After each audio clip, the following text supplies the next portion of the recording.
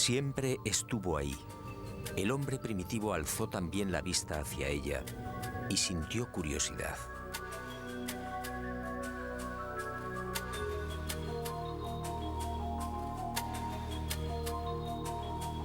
Después llegó el miedo y la luna fue adorada.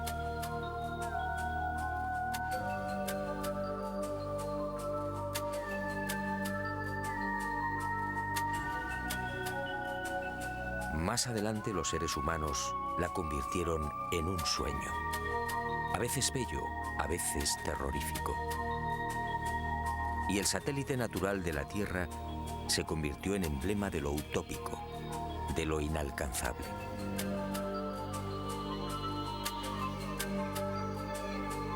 Hasta el siglo XX la Luna fue propiedad de poetas y soñadores.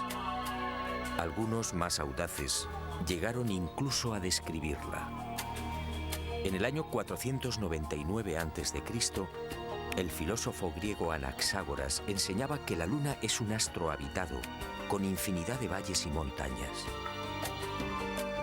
Y otro tanto pensaba Demócrito, el creador de la teoría atómica, nacido también en el siglo V a.C.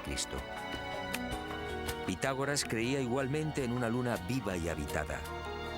Y su discípulo Filolao iría más allá, asegurando que nuestro satélite natural se hallaba habitado por seres 15 veces más grandes que los humanos. Y acertó al afirmar que el día lunar equivale a 15 días terrestres. Después llegaron los libros. Plutarco, en el siglo I de nuestra era, describe la Luna como una segunda Tierra. Y con los libros, los viajes. Fue hacia el año 160 después de Cristo cuando el griego Luciano de Samosata escribe el primer viaje a la Luna. En su obra Historia verdadera, una tromba de agua arrastra un barco hasta la superficie lunar. Ariosto, en el Orlando Furioso, asegura que la Luna es un gran valle en el que se encuentra todo lo que hemos perdido en la Tierra: riquezas, coronas, honor y esperanza. En 1638 aparece en Inglaterra El hombre en la Luna, otro libro que causa sensación. Su autor, el obispo Francis Godwin, envía a la Luna al aventurero español Domingo González con la ayuda de una pareja de gansos amaestrados. Fue con Galileo en el siglo XVII, cuando las viejas ideas de los griegos sobre la Luna empiezan a tomar consistencia. Galileo inventa el telescopio y queda asombrado al contemplar los cráteres y las grandes superficies oscuras que son identificadas con mares. En 1647, John Hevelius traza el primer mapa lunar y lo publica en su libro Selenografía, afirmando que la Luna estaba repleta de ciudades. Entusiasmado con estos descubrimientos, Cyrano de Bergerac publica en 1648 su célebre Viaje a la Luna, un libro asombroso en el que por primera vez se habla de cohetes. Cyrano describe dos astronaves, una impulsada por la evaporización del rocío, la otra por un cohete de 3 fases. Sería este trabajo justamente el que serviría de inspiración a Julio Verne y a los padres de la astronáutica moderna. En 1671, Querubín de Orleans publica un segundo mapa lunar. El interés del público es tal que en 1865 se publican 6 libros sobre temas espaciales. El más conocido fue sin duda De la Tierra a la Luna, del genial Verne. Y en 1903, el ruso Tsiolkovsky proporciona las pautas que servirían de modelo a la cohetería del siglo XX.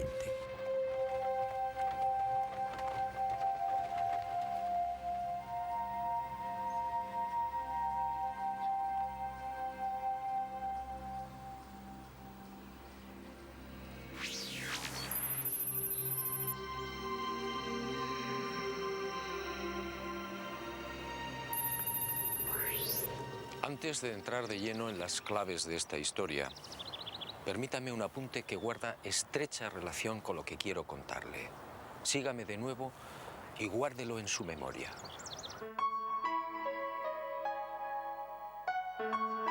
A Además de esas viejas y románticas ideas sobre la Luna y de la literatura más o menos fantástica sobre los viajes a nuestro enigmático satélite natural, la historia de la humanidad aparece igualmente repleta de otros no menos misteriosos fenómenos registrados en la superficie lunar. En el verano de 1178, al poco de ponerse el sol, un grupo de monjes de la Catedral de Canterbury observó en el filo de la Luna un formidable resplandor acompañado de gigantescas llamaradas. En 1789, el astrónomo Schroeder contempló atónito una enorme zona iluminada en la llamada región de los Alpes lunares. A lo largo de ese año, otros observadores dieron fe de la presencia en la superficie de la Luna de increíbles y desconcertantes luces que se movían entre mares y cráteres. En 1820, el también astrónomo François Arago publicó en los Anales de Química y Física el relato de otra asombrosa observación. Durante un eclipse, toda una formación de luces evolucionó sobre la Luna, manteniendo el orden de vuelo durante los virajes. En 1843, el mencionado astrónomo alemán Johann Schroeder asistió a otro fenómeno para el que tampoco se ha encontrado explicación. Al observar el cráter Linné en el Mar de la Tranquilidad, el científico comprobó algo desconcertante. El citado cráter de unos 7 kilómetros de diámetro cambiaba regularmente de forma. Poco después, para asombro de la comunidad científica, el cráter en cuestión desapareció por completo. ¿Qué había ocurrido?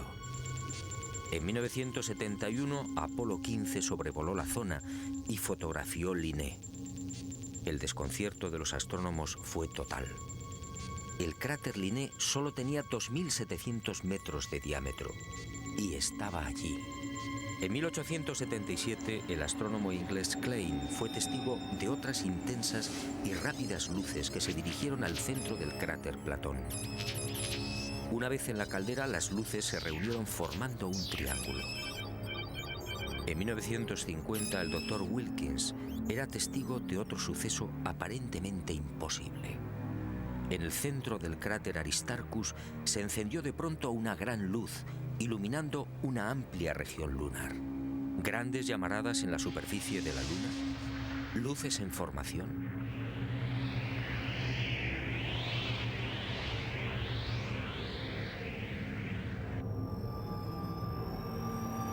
¿Qué estaba pasando en la Luna?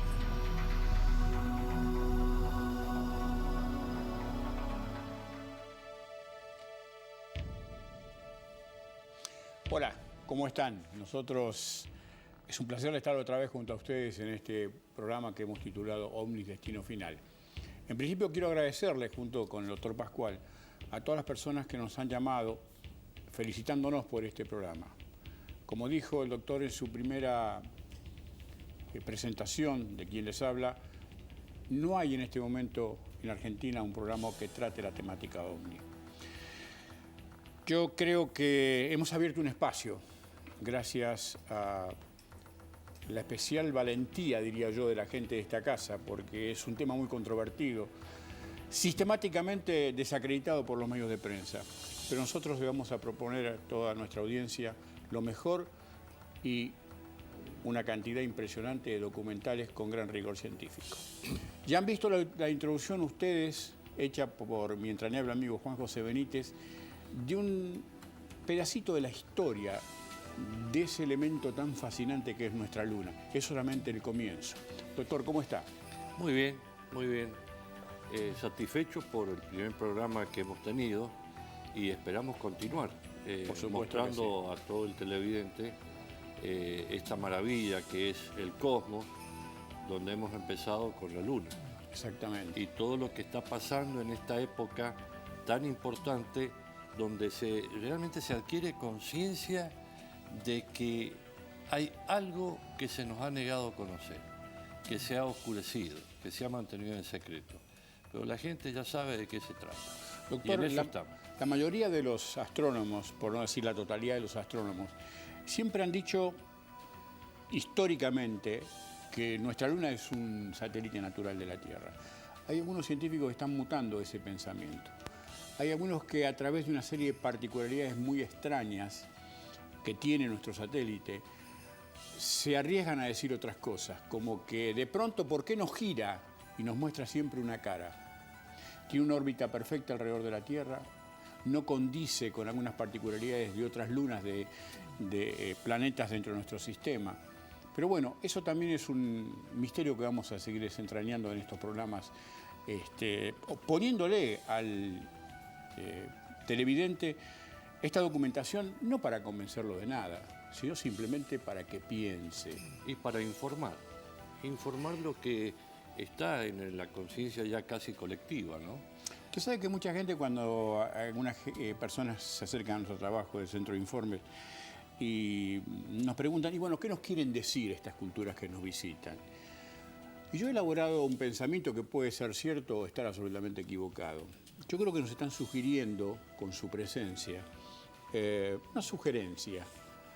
Señores, piensen, si alguien poderoso puso en nosotros la facultad del discernimiento, del pensamiento para diferenciarnos de las demás especies que nos acompañan en esta nave, entre comillas, que es nuestro planeta, pues usémoslo. Dejemos de ser manadas sometidos a la sociedad de consumo. ¿Usted qué cree de eso? Mire, yo creo que se está produciendo una expansión de conciencia en todo el planeta. Esa expansión de conciencia abarca desde el conocimiento de sí mismo, de la propia persona, hacia el conocimiento, diríamos, de un despertar cósmico, donde el hombre se está dando cuenta de que hay una evolución en todo el cosmos, en toda la naturaleza, en toda la vida. Entonces, simplemente por una cuestión de mente racional, lógica, yo creo que en la conciencia colectiva ya se admite perfectamente la existencia, le llaman seres extraterrestres, seres de otros planetas, seres de nuestra galaxia. Hasta de otras dimensiones. Hasta de otras dimensiones, que están en otras dimensiones y que se nos hacen visibles. Es decir, esa expansión de conciencia se está produciendo ya en todo el orbe, ¿no es cierto? Y eso da lugar a que nosotros podamos precisamente hacer este programa para llevar a la gente elementos que lo hagan pensar, como decía Blas Pascal, ¿no? El hombre es pensamiento, pero es un pensamiento que hay que mantenerlo dinámico. Entonces, esa dinámica que le vamos a dar a los programas, ¿no es cierto?, es parte fundamental para que nuestra mente piense, simplemente que piense, no que deseche, ni que admita tampoco, que piense. Yo creo que a través de estos 22 años de trabajo, que aceptando la realidad de que están visitándonos desde hace miles de años, ¿pueden ser un mensaje de esperanza para la continuidad de la vida biológica en el planeta? Mire, no tengo ninguna duda de que es un mensaje de esperanza, porque si hubiera habido otro mensaje ya lo hubieran dado, un mensaje negativo. Yo creo que es un mensaje de esperanza, un mensaje donde seres muy evolucionados que tienen tecnologías muy perfeccionadas nos están orientando, nos están diciendo, nos están llamando casi. Y yo tenía un gran maestro que una vez me dijo, mire, cuando un ser extraterrestre se dé la mano con un ser humano, cambia la historia de la humanidad. Seguramente. Doctor, lo voy a invitar a ver estas imágenes del documental Mirlo Rojo, que conduce Juan José Benítez, donde quizás nos muestre una visión diferente de por qué fuimos a la Luna. ¿Lo compartimos? Fantástico. Con nuestra audiencia. Fantástico. Y durante una década, entre 1957 y 1968, los militares norteamericanos y soviéticos fueron confirmando lo que ya sabían o imaginaban, y mucho más. En ese periodo fueron lanzadas más de 20 sondas automáticas que se estrellaron en la Luna o alunizaron suavemente.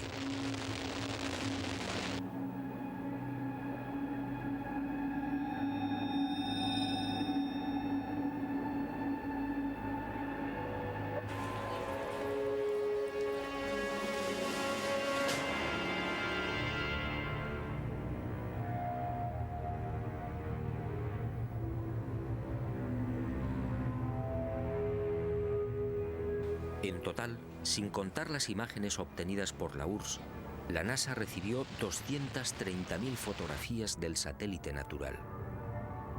La Luna fue fotografiada en su totalidad y a muy diferentes alturas. Pero los militares que controlaban y controlan la Agencia Espacial Norteamericana no dieron a conocer muchas de esas imágenes. ¿Por qué? ¿Qué mostraban?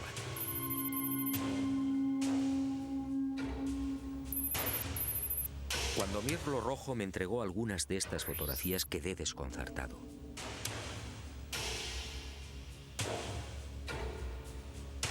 Se trataba de imágenes altamente confidenciales, jamás divulgadas.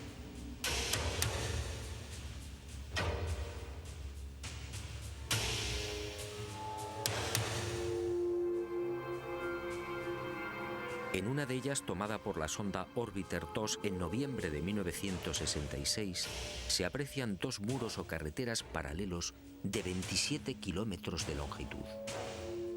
Cada una de estas construcciones totalmente artificiales tiene una anchura aproximada de 450 metros.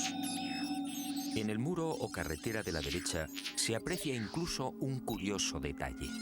La construcción ha sido alterada rompiendo la impecable línea recta con una curva de 1000 metros. En otra de las fotografías, los militares norteamericanos descubrieron lo que llamaron la Gran Presa, una no menos enigmática construcción de 5 kilómetros de longitud al norte del Mare Imbrium. El 19 de noviembre de 1966, la misma Orbiter 2 captaba a 48 kilómetros de altura y sobre el Mar de la Tranquilidad otra extraña formación. En esta ocasión se trataba de enormes pilares o monolitos perfectamente alineados de 3 en fondo. En total, 30 obeliscos de idéntica altura. Aquello obviamente no podía ser una formación natural. En total, según mi confidente, NASA terminó censurando 900 fotografías. Todas ellas pasaron directamente a los archivos del Pentágono. En ellas se distinguen grandes plataformas, posibles ruinas de edificios o ciudades, carreteras y gigantescas cúpulas. Las sospechas de los militares, en efecto, se cumplieron y prosiguieron con el plan previsto.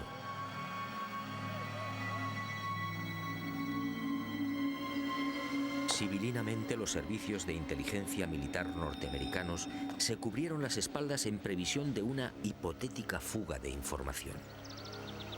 Para ello, utilizando a NASA como pantalla, propiciaron la redacción de un informe que los eximiera moral y jurídicamente de cualquier responsabilidad en caso de ocultamiento.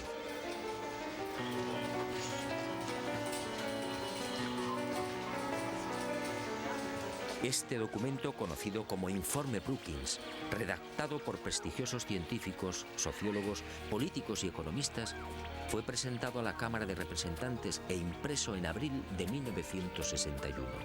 Curiosamente, un mes antes del célebre discurso de Kennedy en el Congreso. Es decir, cuando NASA, la gran tapadera de los militares, estaba a punto de recibir luz verde y los necesarios dineros para el proyecto Apolo. En este informe, además de reconocer que la vida extraterrestre es una posibilidad real, se aconseja a NASA que no difunda los posibles hallazgos que pueda encontrar en la carrera espacial.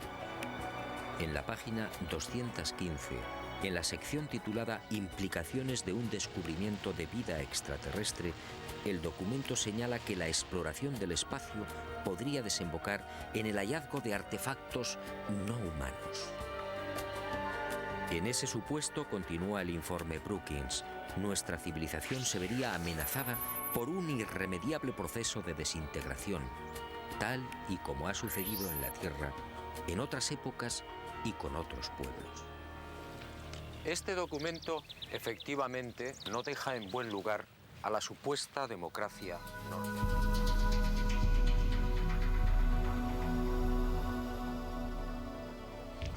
Bien, ahí está planteado el tema desde otro ángulo, desde lo que va perfilándose para comentarle al televidente e informarle al televidente cuál fue el verdadero motivo de por qué se fue a la Luna.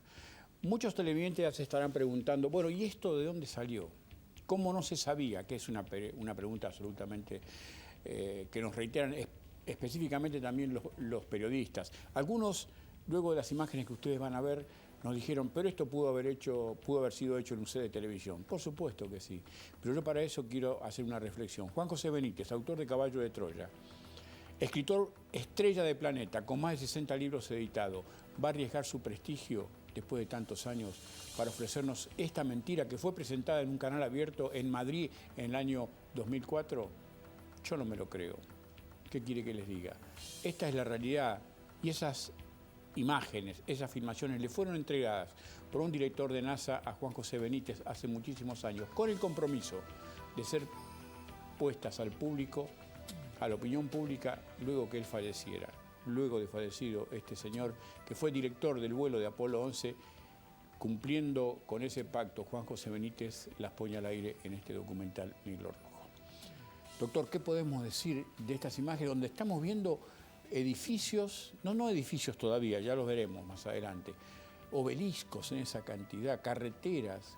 ¿Qué se puede decir? Mire, ¿qué pensaría usted como televidente? Sí, lo que se puede decir que yo veo esto y digo, es asombroso. Segundo, nunca me lo imaginé. Tercero, ¿será cierto? Que es la pregunta que hace la por mayoría. Por supuesto que sí. ¿No es cierto? Ahora, en el corto de Benítez surge un hecho importante. Los directivos de la NASA piden una impunidad por el ocultamiento que pudiera suceder en la exploración espacial. Están sugiriendo que si se encontraban con algo en el espacio no lo dijeran. No lo dijeran. Entonces y eso lo cumplieron, ¿eh? Y claro, y piden impunidad para ese ocultamiento. Entonces eso nos va dando la pauta de que las cosas son ciertas y serias. Además de eso, doctor, al final, en la parte final de este programa, vamos a leer informes de 2 astronautas hechos la semana pasada, donde confirman que estos eventos en la Luna fueron reales. Pero le invito a ver la parte más importante. Cuando Neil Armstrong y Aldrin llegan a la Luna, su primera comunicación con Houston, contando cosas extrañas, y luego lo que es el hecho central de este documental. Fantástico, fantástico. Adelante.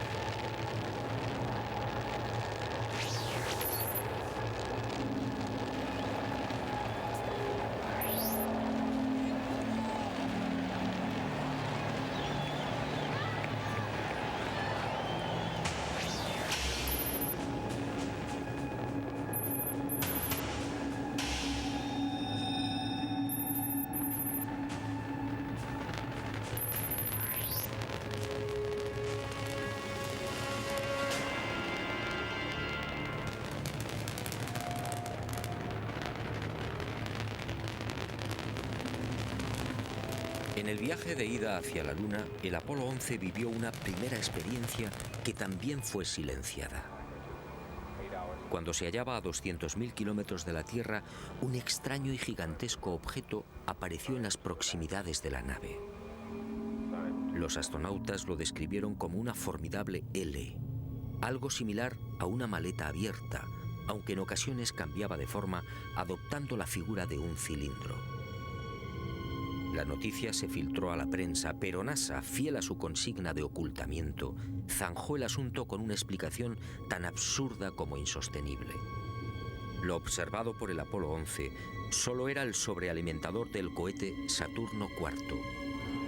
Absurdo, sí, porque en esos momentos la referida fase del cohete se encontraba a 10.800 kilómetros del Apolo. Pero las mentiras de NASA apenas habían empezado. A casi 380.000 kilómetros de la Tierra, muy cerca ya de la superficie lunar, el Apolo descubrió otras luces que volaban en formación.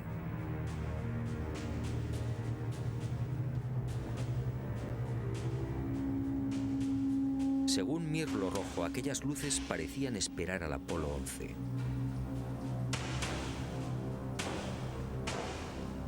Eran muy brillantes y volaban en perfecta formación.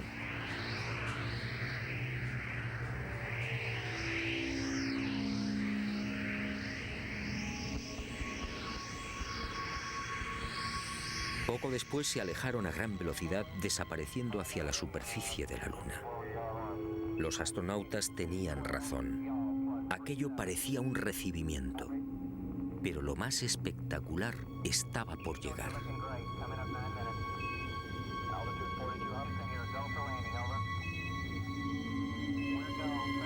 Armstrong y Aldrin descendieron finalmente.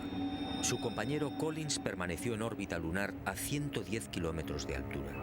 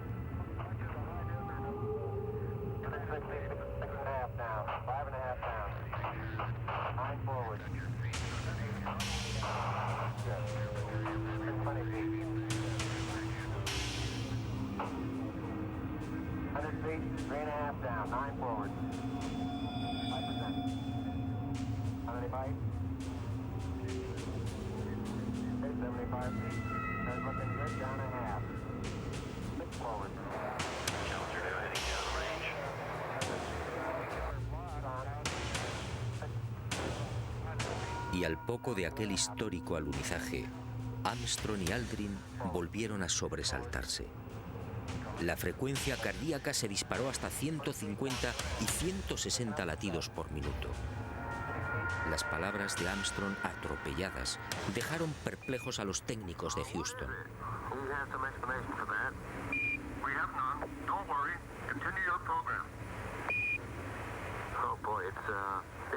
It's really something super fantastic here. You could never imagine this. Roger, we know about that. Could you go the other way? Go back the other way. Well, that's kind of rich and pretty spectacular. God, what is that there? That's a hollow. What the hell is that? Go tango. There's kind of light there now. Al otro lado del cráter, existente a poco más de 60 metros del Águila, habían aparecido unas naves y unos seres, objetos en forma de disco y perfectamente alineados sobre el terreno. Y junto a ellos varios seres muy altos, con trajes blancos y ajustados. Cuando los astronautas, obedeciendo las insistentes órdenes de Houston, trataron de filmar, objetos y seres desaparecieron.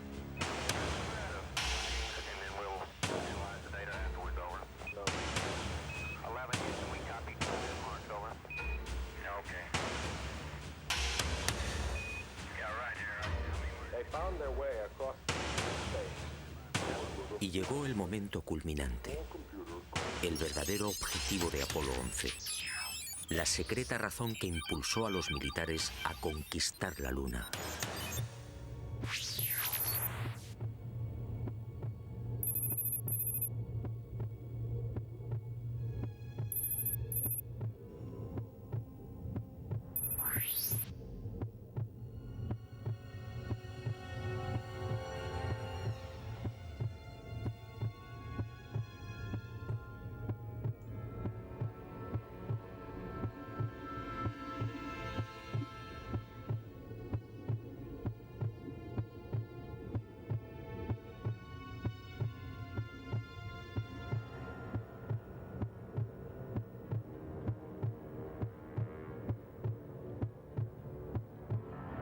Esta fue la verdad, la única y secreta verdad. Aquel 21 de julio de 1969, Armstrong y Aldrin se alejaron escasos metros del módulo, filmando esta increíble construcción. Esta película de 14 minutos jamás fue difundida por NASA.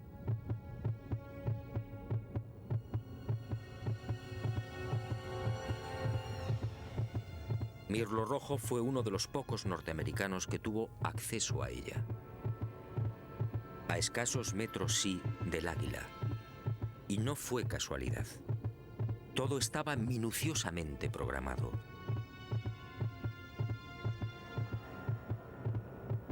Estas misteriosas ruinas, como otras igualmente filmadas por los restantes Apolos, habían sido fotografiadas con anterioridad por las diferentes sondas automáticas.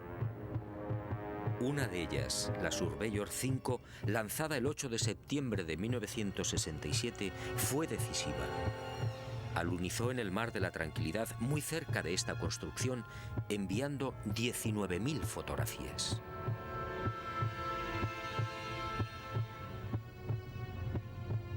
Edificios en ruinas. Edificios en la superficie de la Luna. Edificios aparentemente de una gran antigüedad. Pero, ¿quién los había levantado? Nosotros los humanos, obviamente no.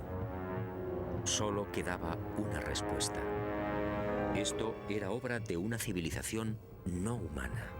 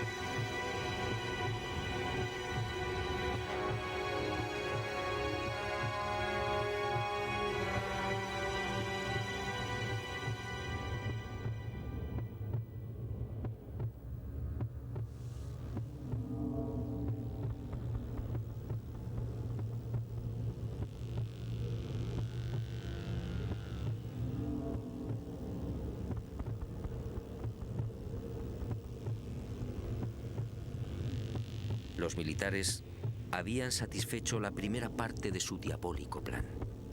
Ahora quedaba la segunda.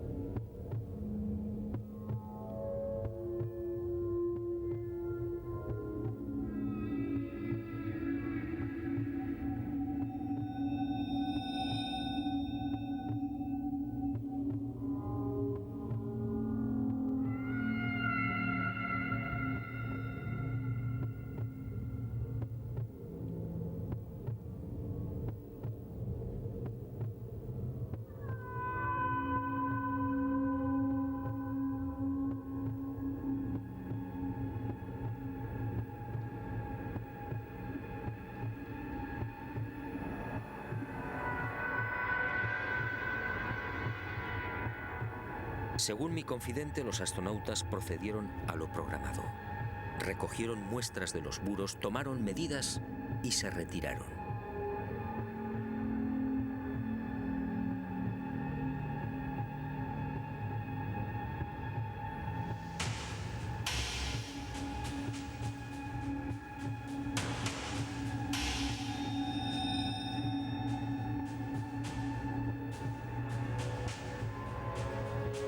La insólita construcción, muy parecida a un hangar, medía 60 metros de longitud con una altura máxima en los muros de 9 metros. Presentaba 12 huecos o ventanas y una especie de puerta frontal de 5 metros de fondo por 3 de altura. Según los análisis practicados en la Tierra, el material con el que había sido construido era similar al de la superficie lunar. Un 60% de los átomos era oxígeno, con un 0.01% del peso constituido por hidrógeno.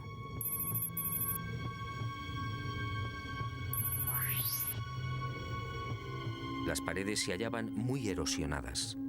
Esta circunstancia, dado que en la Luna no existe prácticamente atmósfera, hizo pensar a los militares que el edificio en cuestión podía tener varios miles de años.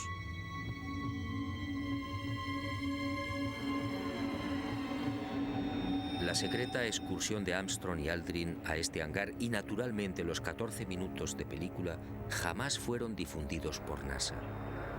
Oficialmente no existen. Pero poco faltó para que la increíble aventura se filtrara a la opinión pública. Todo se debió a un error de NASA que permitió la publicación en aquel 21 de julio de una escueta e incomprensible noticia. En un teletipo que dio la vuelta al mundo se afirmaba textualmente: el corazón del astronauta Neil Armstrong alcanzó las 160 pulsaciones por minuto al finalizar hoy su paseo lunar, mientras se hallaba trabajando en la dura operación del cargamento de muestras de rocas y suelo lunar. El hecho pasó prácticamente desapercibido, pero algunos con toda razón se preguntaron cómo era posible que Armstrong sufriera semejante aceleración cardíaca en el más que inofensivo y cómodo transporte de rocas lunares. En el delicado descenso del Águila, la frecuencia cardíaca de Armstrong llegó a 156 pulsaciones por minuto. Ahí sí estaba justificada la fuerte alteración del astronauta. En la carga de rocas, en cambio, no tenía sentido. Armstrong, de 39 años de edad, había llevado a cabo 78 misiones de combate en Corea. Había volado más de 200 modelos de aviones y tenía fama por su extraordinaria frialdad y nervios de acero. ¿Por qué iba a experimentar hasta 160 pulsaciones en la recogida de muestras lunares? La absurda noticia divulgada por Charles Berry, médico de los astronautas, no tuvo en cuenta además otro pequeño gran detalle que invalidó la forzada explicación oficial. Durante las 3 horas que duró el paseo lunar, Armstrong y Aldrin recogieron un total de 25 kilos de rocas. Dado que en la superficie de la Luna existe una gravedad 6 veces menor que la de la Tierra, el peso real de las rocas fue de 4 kilos. 4 kilos repartidos entre 2 astronautas y en diferentes momentos de la excursión lunar. La versión de NASA efectivamente no era creíble.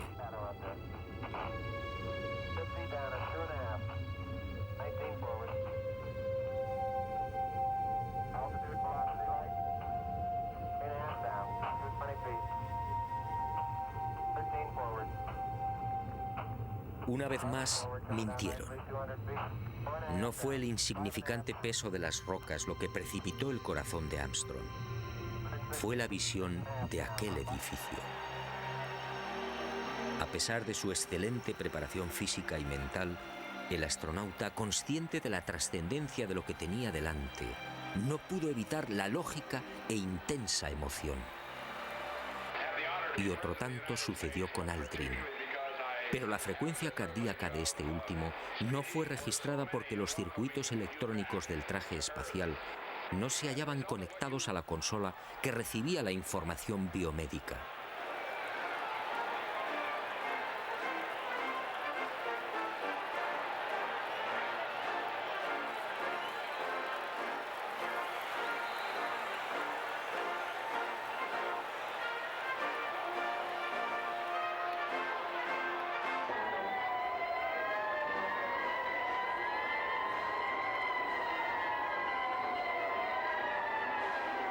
Los hombres del planeta Tierra posaron aquí su pie por primera vez.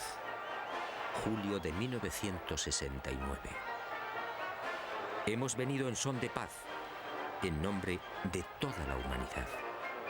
Así reza el texto de la placa dejada por Apolo 11 en una de las patas del Águila, el módulo lunar que supuestamente todavía sigue en la Luna. ¿En son de paz? Nueva mentira de NASA y de sus propietarios, los militares norteamericanos.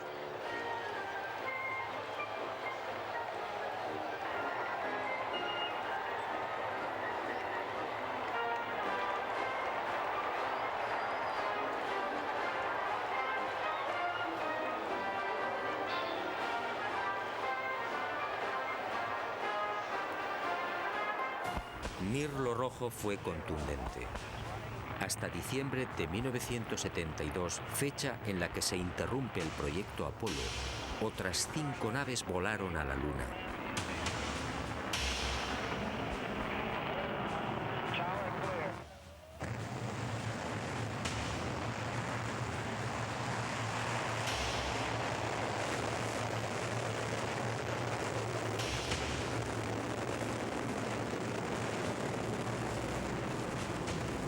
Y volvieron a filmar construcciones.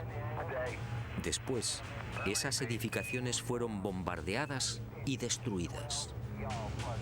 Y existe la fundada sospecha de que Estados Unidos utilizó armas tácticas nucleares contaminando la Luna.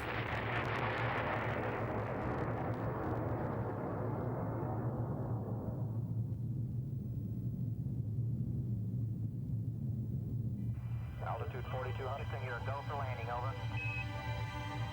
We're go, same time, we're go. Así se cerró la segunda fase del diabólico plan. Los militares norteamericanos no lo consintieron. Esas estructuras podían provocar el caos en la Tierra. Eso dijeron.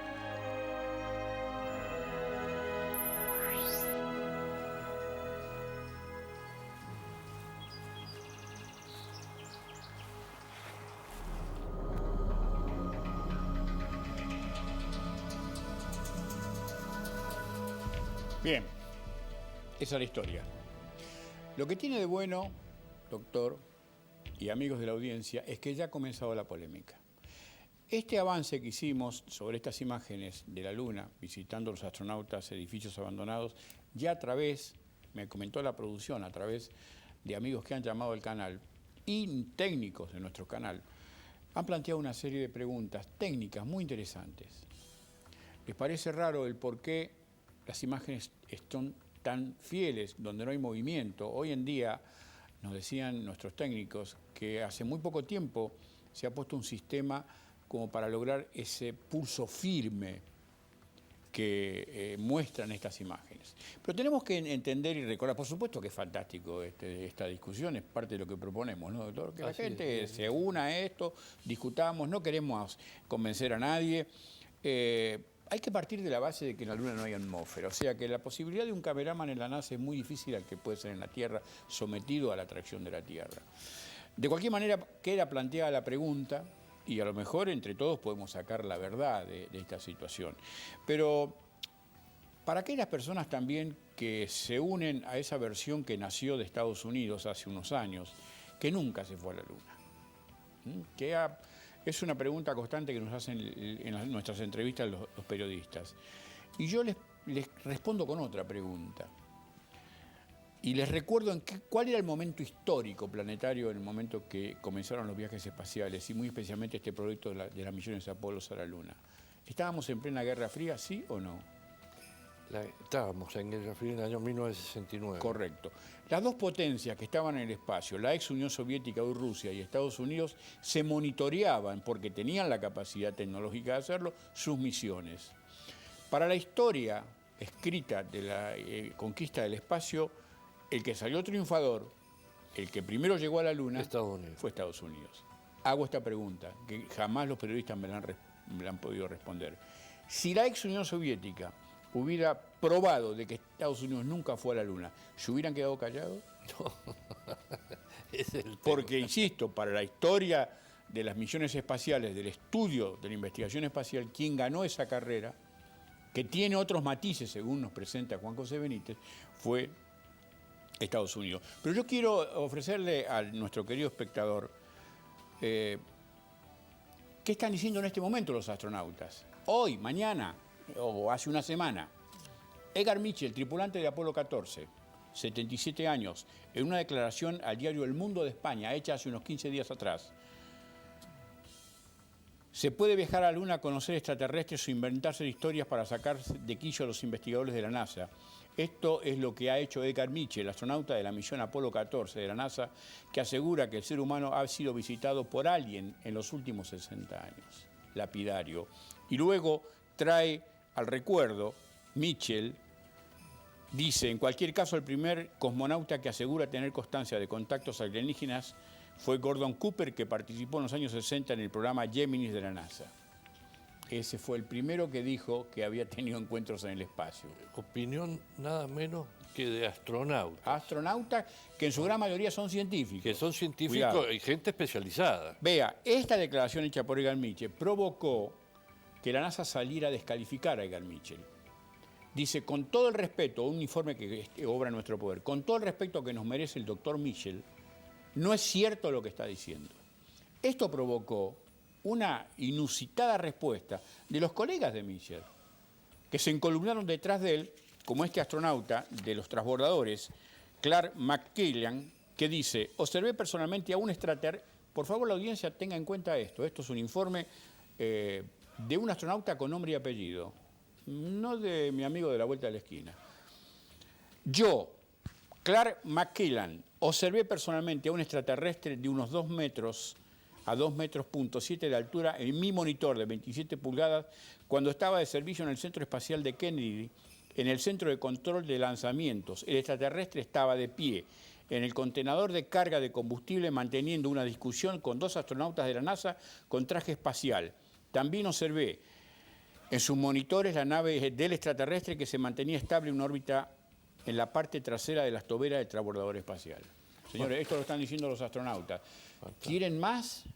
Fantástico. Yo sé que la gente, y muy especialmente los medios de prensa que son tan escépticos, y yo les reclamo a mis colegas de la prensa que se hagan cargo de esa obligación casi ley de ser objetivos con las noticias a tratar, que no se transformen en opinólogos de estas cuestiones, que investiguen, no lo hacen, nos descalifican. Yo vivo, doctor, y usted lo sabe muy bien, hace 22 años con la etiqueta del loco en mis espaldas. Señores, estos documentos me eximen de esa desgraciada etiqueta que me han colgado fundamentalmente los periodistas. Pero a través de este programa, Omnis Destino Final, no van a creer que ustedes ya vieron todo.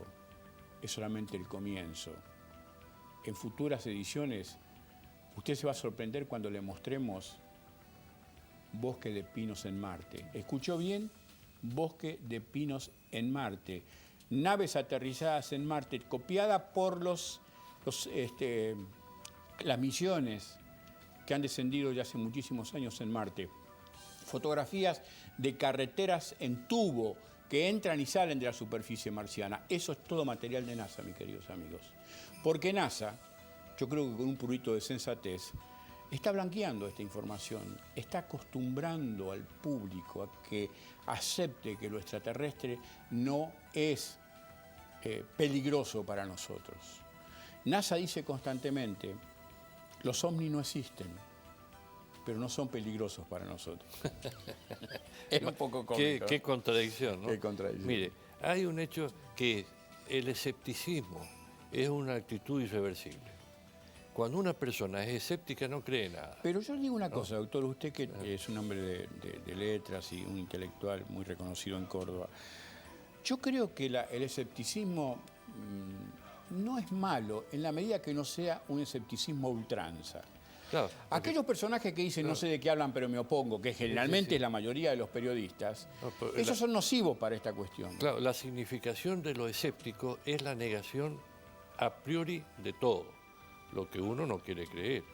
Entonces es muy difícil encontrar en un escéptico la posibilidad de investigación, porque el escéptico niega la investigación. Simplemente él se estructura en una creencia. No creo. Ese es el escéptico. Entonces usted lo dijo muy bien. Si hay personas que niegan que se ha ido a la Luna, bueno, ese es un escéptico. Claro. Si hay personas que niegan la veracidad de lo que dicen los astronautas, son escépticos. Y contra un escepticismo usted no le puede demostrar nada. Por más elementos que tenga, le va a decir, no creo. Ahora, cuidado.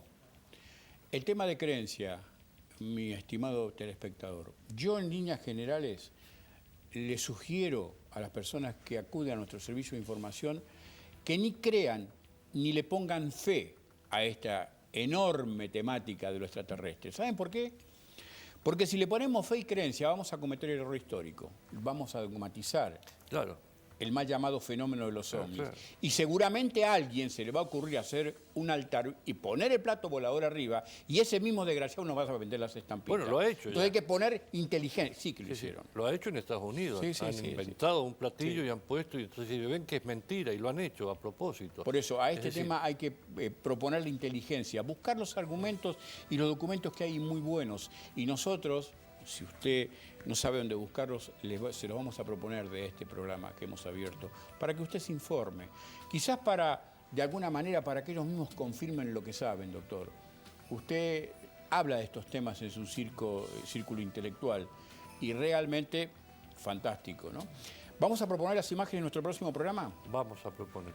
Señores, Uritorco, huella del pajarillo, un testimonio de una nave extraterrestre único en el mundo hasta este momento.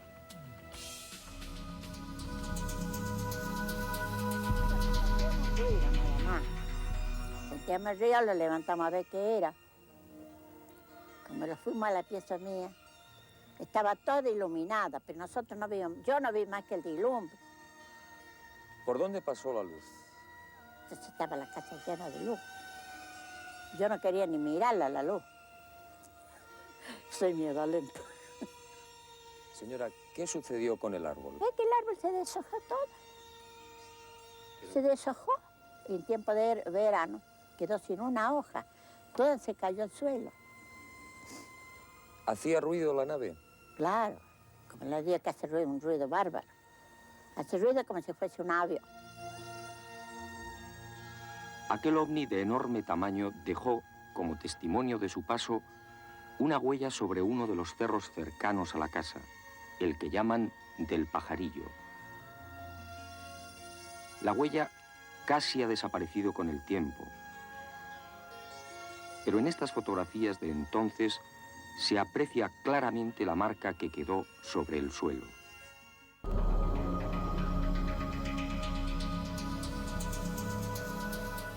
Bien, este es el tema de la próxima semana, doctor. Usted ya la conoce, usted ha ido mucho por Capilla del Monte. Es un poco quien me moviliza a mí, siendo funcionario de gobierno del municipio de Capilla del Monte, a meterme en esta locura de la investigación. Le vamos a contar todos los matices. Vamos a tener invitados de gente que fue protagonista en aquel entonces, en 1986. Pero quiero decirle a la audiencia que en el próximo programa vamos a tener teléfonos para que usted participe, que pregunte, que nos proponga temas, que si lo tenemos en nuestro archivo, con mucho gusto se lo vamos a ofrecer. Doctor, usted habló, y yo le agradezco mucho, de lo que va a ser el próximo Congreso Internacional en el mes de noviembre en Capilla del Monte. Y ya estamos poniendo en imágenes lo que es el afiche que va a estar inclusive en un momento dado también acá en Córdoba. ¿Por qué no dice la fecha de noviembre? 7, 8 y 9 de noviembre 7, 8 y como invitado especial va a estar el astronauta Brian Oliari, que fue integrante de las misiones Apolo. Fantástico.